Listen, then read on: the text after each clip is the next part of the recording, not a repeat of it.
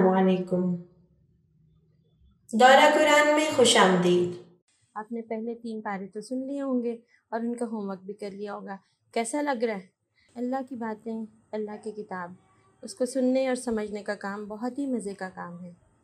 देखिए ना, आम हालात में जब हम कुरान को समझने की कोशिश करते हैं तो शैतान हमारे पीछे पड़ जाता है। वो हमारा दुश्मन है ना, वो नहीं चाहता कि हम कुरान को सीखें। तो अब तो अल्लाह ने कितना अच्छा इंतज़ाम कर दिया कि शैतान को कैद कर दिया। अब हमारे लिए आसान है कि हम खुशी और शौक़ के साथ कुरान की बात को सीखें। तो आइए आज चौथा पारा शुरू करते हैं। आप सब जानते हैं कि चौथे पारे का नाम है लन तनालू। इसकी कुल 132 आयात हैं और कुल रुकू 14 हैं। चौथे पारे में अल्लाह ताला ने हमें जिन बातों के बारे में हुक्म दिया, जिनसे रोका, उनको हम कहते हैं मौज़ूआत। तो हम देखते हैं चौथे पारे के मौज़ूआत क्या हैं। सबसे पहले पारे का आगाज़ होता है लन तनालुल बिर्रा हत्ता तुनफ़िक़ू मिम्मा तुहिब्बून। बहुत खूबसूरत बात बच्चों, बहुत खूबसूरत बात। देखिए, अगर आपको कोई पुरानी चीज़ दे तो आपको अच्छा नहीं लगता, अगर आपको कोई नई चीज़ दे तो आपको बहुत अच्छा लगता है, और नई चीज़ में से भी अगर कोई आपको बहुत ही अच्छी चीज़ दे, ऐसी जो आपको पसंद हो, तो आपको और ज़्यादा अच्छा लगता है। तो अल्लाह ताला हमें कहते हैं कि अगर तुम अच्छा ग्रेड लेना चाहते हो ना, सबसे अच्छा ग्रेड, आपको पता है ना, आपका ए आ जाए ना तो आपका दिल चाहता है A+ ही होता तो अच्छा था। तो अल्लाह कहते हैं कि A+++ ग्रेड लेने के लिए ज़रूरी है कि अल्लाह की राह में अपनी पसंदीदा चीज़ खर्च करो। जो तुम्हें अपने लिए पसंद है वो अल्लाह को दे दो, अल्लाह की राह में किसी को दे दो। अगर आपको अपनी कोई शर्ट बड़ी पसंद है, इतनी पसंद कि बहुत ही आपको अच्छी लगती है, तो उसको अल्लाह की राह में दे के देखिए। कोई खाने की चीज़, कोई पहनने की, कोई खेलने की, कोई इस्तेमाल करने की चीज़ जो आपको अपने लिए पसंद है, जब आप उसको अल्लाह की राह में खर्च करेंगे तो अल्लाह ताला कहते हैं ये नेकी का आला दर्जा है, आला तरीन दर्जा, द एक्सेलेंस। हम सब चाहते हैं कि हम अपनी ज़िंदगी में एक्सेलेंस हासिल करें, बेहतरीन, सबसे अच्छे और आला दर्जे पर पहुँचे। तो अल्लाह ने हमें बड़ा आसान तरीका बताया। तो हमने करना क्या है, आज लाजमी अपनी कोई पसंदीदा चीज़ अल्लाह की राह में खर्च करनी है। और वो क्या हो ये तो आप जानते हैं ना। आपको, मुझे जो चीज़ अच्छी लगती है मैं उसे अल्लाह की राह में खर्च करूँ, आपको अपने लिए जो चीज़ अच्छी लगती है आप उसे अल्लाह की राह में खर्च करें। अच्छा प्यारे बच्चों, इसके बाद अल्लाह ताला बताते हैं इसी पारे में यहूदियों के बारे में कि उनका ना, आपको पता है उनको जो अल्लाह की किताब मिली थी, हज़रत मूसा अलैहिस्सलाम को जो किताब मिली वो थी तौरात। तौरात के अंदर अब अल्लाह ताला ने जो चीज़ें इन्हें बताई थी ना कि ये हलाल हैं, ये हराम है, ये जायज़ हैं, ये काम करने वाले और ये नाजायज़, उन्होंने अपनी मर्ज़ी से और अपनी ज़िद से ना कुछ चीज़ों को अपने लिए हराम कर लिया, नाजायज़ बना लिया, और फिर नाम लगाया अल्लाह ताला का। तो अब अल्लाह ताला कहते हैं कि ये तो बदतरीन काम है कि कोई जो है ना वो अल्लाह पे झूठ लगाए। ये बदतरीन, अल्लाह की नज़र में बदतरीन जुल्म है।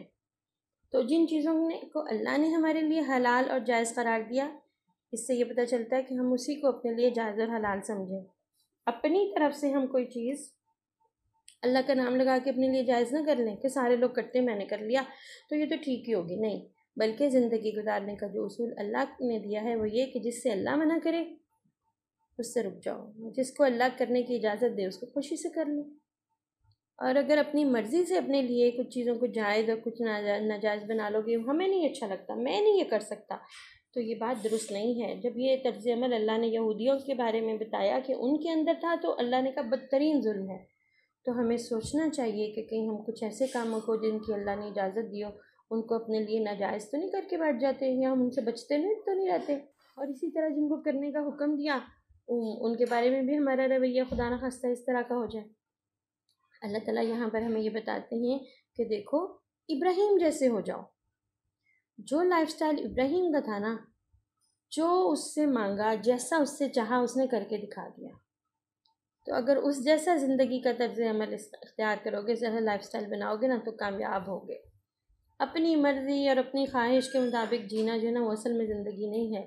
अल्लाह की मर्ज़ी और उसकी ख्वाहिश और उसकी पसंद से ज़िंदगी गुजारने का नाम ही कामयाबी है, और यही खूबसूरती है ज़िंदगी की प्यारे बच्चों।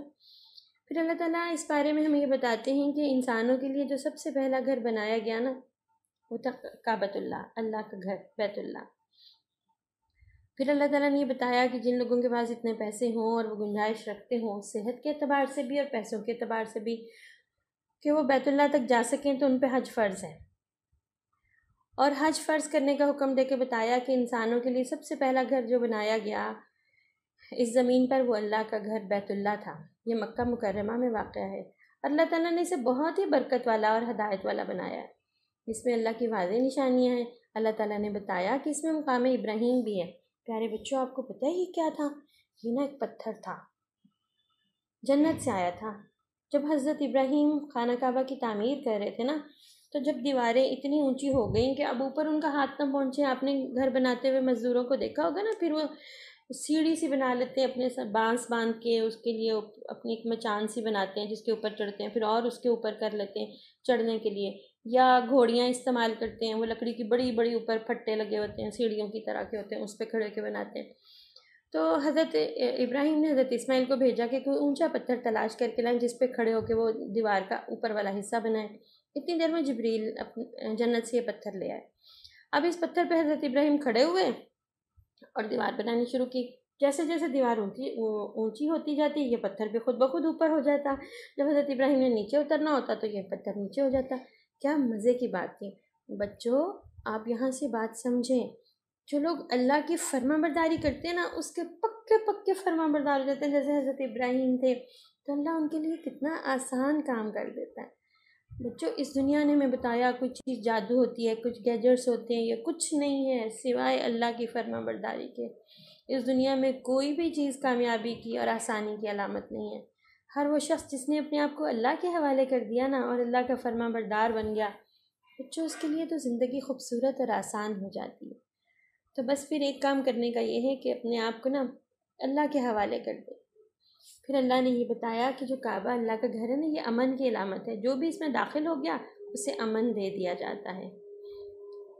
اچھا، اس کے بعد ہم یہ اللہ تعالیٰ کہتے ہیں وَاعْتَصِمُوا بِحَبْلِ اللَّهِ جَمِيعًا، سب کے سب مل کے نا اللہ کی رسی کو مضبوطی سے پکڑ لو۔ اب اللہ کی رسی کو مضبوطی سے پکڑنے کا مطلب کیا ہے کہ فرقوں میں، الگ الگ گروہوں میں نہ بٹو، یہ میرا فرقہ، یہ آپ کا فرقہ، یہ میرا گروپ، یہ آپ کا گروپ، یہ میری پارٹی، آپ کی پارٹی، اس کی بجائے اللہ کی پارٹی بن جاؤ۔ سب کے سب اللہ کا دیا ہوا دین جو ہے نا، قرآن پاک، اس کو مضبوطی سے پکڑ لو، جو کچھ اس میں لکھا ہوا ہے اس پہ عمل کر لو، تو مضبوط بھی ہو جاؤ گے، اتفاق سے رہو گے تو دنیا بھی ڈرے گی۔ اور آپ کو پتہ ہے کہ جب ہم اللہ کی رسی کو یعنی قرآن پاک کو مضبوطی سے تھام لیں گے تو ہم ایک امت بن جائیں گے، امت مسلمہ۔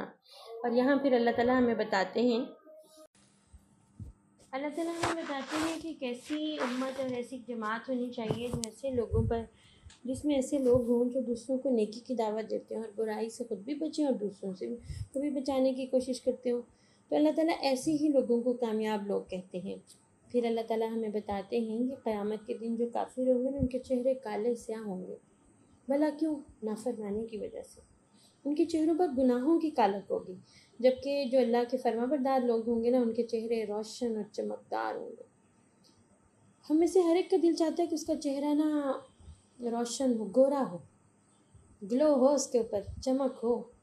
تو پیارے بچوں، جو چمک اور جو گلو اللہ کی فرما برداری سے آتی ہے نا، وہ فیئر اینڈ لولی سے نہیں آتی۔ جو اللہ کی ہر بات مانتے ہیں اور اس کی ماننے کی کوشش کرتے ہیں، اللہ تعالیٰ کہتے ہیں وہ میری رحمت میں ہوں گے، میری رحمت میں جس میں وہ ہمیشہ ہمیشہ رہیں گے۔ تو یہ کتنی بڑی کامیابی ہے، اور یہ کس چیز کا صلہ ہے؟ اللہ کی بات ماننے کا۔ تو چلیں پھر ہمارے کرنے کا کام کیا ہوا کہ ہم ابھی سے ارادہ کر لیں کہ ہم اللہ کی پارٹی بنیں گے، امت بنیں گے، امت۔ اللہ نے اللہ کی نبی صلی اللہ علیہ وسلم کی پارٹی کا نام کیا رکھا ہے؟ امت مسلمہ۔ میں اور آپ اللہ کی نبی کے امتی ہیں۔ تو جو امتی ہوتے ہیں نا، وہ اپنی پہچان اپنے سینے پہ نا فرما برداری کا تمغہ اور بیج لگا کے رکھتے ہیں۔ ہر وہ کام کریں گے جو اللہ کے نبی نے کر کے دکھایا، جیسے کر کے دکھایا۔ انشاءاللہ نیکی کریں گے، نیکی کرنے کی دعوت دیں گے، برائی سے بچیں گے اور برائی سے بچانے کی دوسروں کو بھی کوشش کریں گے، ٹھیک ہے نا؟ پھر اللہ تعالیٰ یہاں پر ایک اور بات بتاتے ہیں جو اکثر ہمارے دل میں آ جاتی ہے اور ہم سوچتے ہیں جو کافر ہیں اور جو اللہ کی بات نہیں مانتے، ان کے پاس اتنے پیسے، اتنی زندگی کی نعمتیں، آسائشیں، اتنی کی زندگی اتنی اچھی، تو اللہ تعالیٰ کہتے ہیں کافروں کے پیسے، ان کی دولت اور ان کی عیش و عشرت کو دیکھ کے دھوکے میں نہ آ جانا۔ یہ تو عارضی اور معمولی فائدے ہیں، کیونکہ ان کی نظر میں دنیا ہی سارا کچھ ہے، وہ آخرت پر یقین نہیں رکھتے، تو ان کا تو آخرت میں بدترین ٹھکانہ یعنی جہنم۔ اور جو اللہ سے ڈریں گے وہ اس دنیا میں بے شک ان کے پاس تھوڑی چیزیں ہوں، تھوڑی نعمتیں ہوں، اپنا گھر ہو یا نہ ہو، کھانے کے لیے بہت اچھا ملے یا نہ ملے، یا کبھی ملے اور کبھی نہ ملے، لیکن وہ اللہ کی فرما برداری کو ہی اپنی زندگی کا اصل مقصد بنا لینا، اللہ کو خوش کرنا۔ تو اللہ کہتا ہے ایسی خوبصورت جنت جس میں نہریں ہیں، باغات ہیں، بہترین مہمان نوازی کریں گے اللہ تعالیٰ ان لوگوں کی۔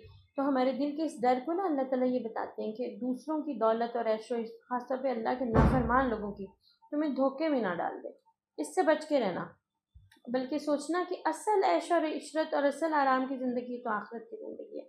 پھر پیارے بچوں ہم بات کریں گے سورہ آل عمران کی آخری 11 آیات کی۔ یہ بڑی خوبصورت آیات ہیں، آپ ذرا قرآن پاک کھول کے ان آیات کو دیکھیے گا، ان کا ترجمہ بھی۔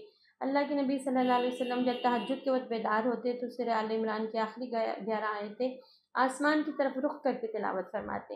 آپ نے فرمایا ہلاکت ہے اس شخص کے لیے جو ان آیتوں کی تلاوت کے باوجود کائنات کے اندر کی نشانیوں پر غور نہ کرے۔ پیارے بچوں ان آیات میں اللہ تعالیٰ کائنات پہ غور و فکر کی دعوت دیتے ہیں۔ وہ یہ کہتے ہیں کہ اس کائنات پہ غور و فکر کرنے والا جو ہے وہ اللہ کا فرما بردار بھی بنتا ہے، اس کے قریب ہو جاتا ہے، اسے سمجھ آتا ہے یہ ساری دنیا اللہ کی قدرت کی نشانیوں پر مشتمل ہے۔ تو آپ بھی کریں گے نا ایسا انشاءاللہ۔ اچھا پھر اب ہم دیکھتے ہیں آگے سورہ نساء شروع ہوتی ہے۔ سورہ نساء دراصل فیملی لائف کے بارے میں ایک رہنمائی ہے۔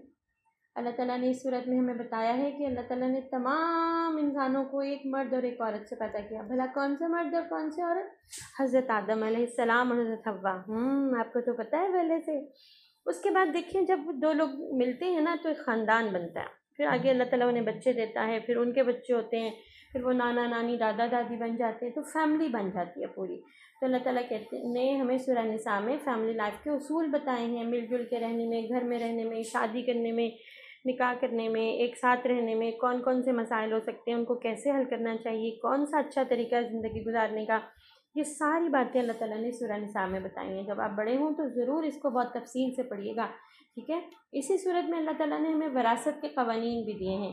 وراثت کے سے مطلب یہ ہے کہ جب کوئی شخص فوت ہو جائے تو وہ اپنے پیچھے کچھ جائیداد، دولت اور اس طرح کی چیزیں چھوڑ کر جائے، تو ان کو کیسے تقسیم کرنا چاہیے، ٹھیک ہے۔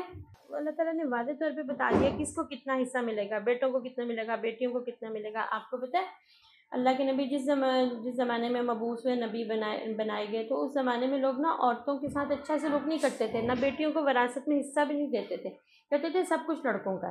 تو اسلام نے اس والی چیز کو بھی ختم کیا اور عورتوں کو بھی قوانین اس میں حصہ دیا۔